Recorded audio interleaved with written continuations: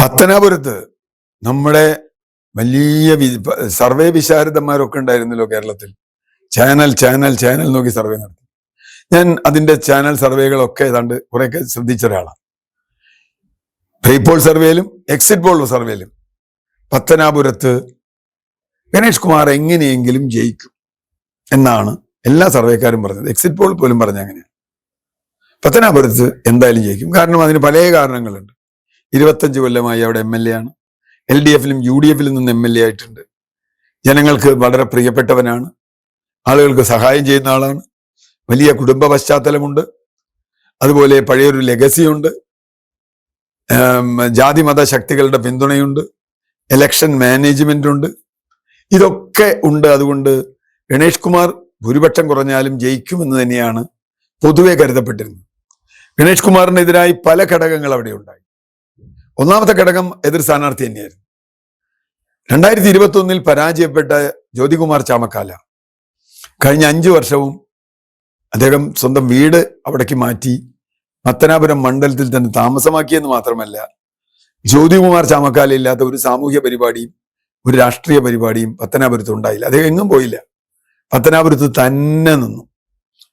അങ്ങനെ ഉറപ്പിച്ച് നിന്ന ഒരാളെ സംബന്ധിച്ചിടത്തോളം പലത് രീതിയിൽ സഹതാപത്തിന്റെ പേരിലാവാം, ജനങ്ങളുമായുള്ള ബന്ധത്തിന്റെ പേരിലാവാം, ഒക്കെ വോട്ട് കിട്ടും.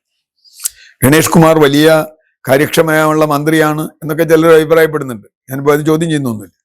പക്ഷേ ജനങ്ങളുമായി ഉള്ള ബന്ധം അദ്ദേഹത്തിന് മന്ത്രിയായപ്പോൾ കുറഞ്ഞുപോയി എന്ന് പരാതി ഉള്ളവരുണ്ട്. പിന്നെ വികസനം, അവിടെ വലിയ വികസനം നടത്തി എന്നൊക്കെ പറഞ്ഞാലും ജനങ്ങളെ സംബന്ധിച്ചിടത്തോളം പ്രശ്നമുണ്ട്.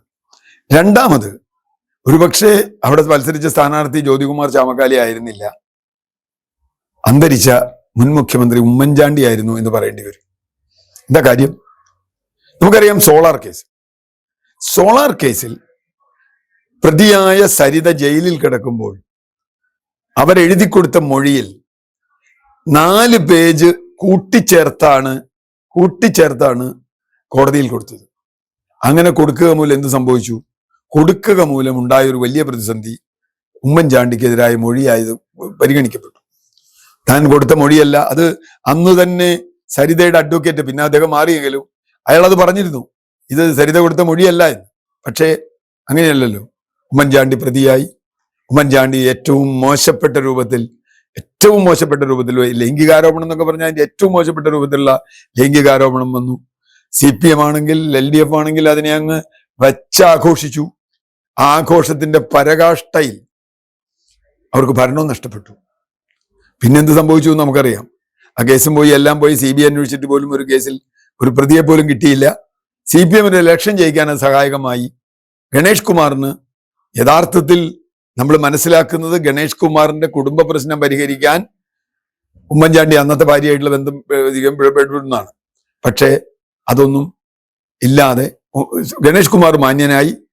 ഗണേഷ് കുമാർ ജയിച്ചു. വലിയ ഭൂരിപക്ഷത്തോടെ അവിടെ നിന്ന് ജയിച്ചു. 2016 ജയിച്ചു, 21 ജയിച്ചു. ഉമ്മൻചാണ്ടി വലിയ തോതിൽ അപമാനിക്കപ്പെട്ടു. അതുകൊണ്ട് ഈ തെരഞ്ഞെടുപ്പിൽ ഞാൻ കണക്കാക്കുന്നത് ജ്യോതികുമാർ ചാമക്കാലയേക്കാൾ അവിടെ പോസ്റ്റർ വെച്ചതും ബോർഡ് വെച്ചതും ഒക്കെ ഉമ്മൻചാണ്ടിയുടെയാണെന്നാണ് പറയുന്നത്. ഉമ്മൻചാണ്ടിയുടെ പോസ്റ്റർ എല്ലാ സ്ഥലത്തും വയ്ക്കുന്നു, ഉമ്മൻചാണ്ടിയെ ബഹുമാനിക്കുന്നു, ഉമ്മൻചാണ്ടിയുടെ മകൾ അവിടെ വന്ന് പ്രചരണം നടത്തുന്നു. അങ്ങനെ കുറേ അലവലാതി പരിപാടികൾ, എല്ലാ പരിപാടികളും അവിടെ നടന്നു. അത് വലിയ തോതിൽ ജനങ്ങളെ സ്വാധീനിച്ചു. ഉമ്മൻചാണ്ടിയെ ചതിച്ചയാൾ എന്ന് വന്നു. മൂന്നാമതൊരു ഘടകം, അത് വലിയ ബാധിക്കില്ല എന്ന് ഇവർ പറഞ്ഞെങ്കിലും, ഈ NSSന്റെ അവിടുത്തെ താലൂക്ക് നേതാവായിരുന്നു ഇദ്ദേഹം, ഗണേഷ് കുമാർ. NSS ഇദ്ദേഹവുമായി തെറ്റി. ഇദ്ദേഹം പരാജയപ്പെട്ടപ്പോൾ NSSകാർ അവിടെ വിരുന്ന് നടത്തിയെന്നോ, എന്തോ കേക്ക് കൊടുത്തു എന്നോ ലഡു കൊടുത്തു എന്നൊക്കെ പറയുന്നുണ്ട്, ആഘോഷിച്ചു എന്ന് പറയും. അത് ചെറിയ തോതിൽ ബാധിച്ചിട്ടുണ്ടാവാം. മറ്റൊന്ന്, ഈ തെരഞ്ഞെടുപ്പ് പ്രഖ്യാപിച്ചതിന്റെ ഉടനെ തന്നെയാണ് അദ്ദേഹത്തിന്റെ ഭാര്യ വന്ന്, ഇപ്പോഴുള്ള ഭാര്യയുമായിട്ട് അദ്ദേഹത്തിന് തർക്കമുണ്ടാവുകയും ഭാര്യയെ അവരുടെ സ്റ്റാഫ് അടിക്കുകയും ചെയ്യുന്നു പറയുന്നു. ഭാര്യ വീട്ടിൽ വരുമ്പോൾ കിടപ്പറയിൽ വേറൊരു സ്ത്രീ ഉണ്ടായിരുന്നു എന്ന് പറയുന്നു. ഇങ്ങനെയുള്ള സകലമാന കലാപരിപാടികളും കഥകളും കണ്ടു.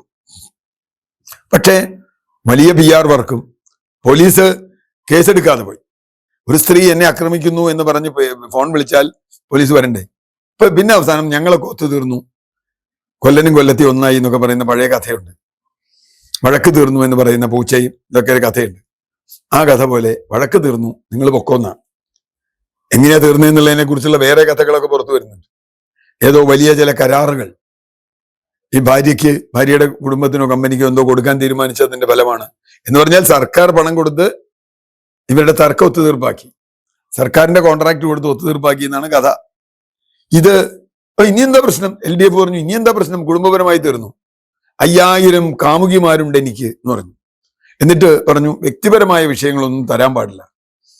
അപ്പൊ രാഹുൽ മാങ്കൂട്ടത്തിൽ ചോദിച്ചു, വ്യക്തിപരമായ ഒരാൾ ചെയ്ത തെറ്റ് രാഷ്ട്രീയത്തിൽ പറയാൻ പാടില്ലെങ്കിൽ എനിക്കെതിരെ എന്തിനാണ് ഗണേശ ഇത് പറഞ്ഞത്?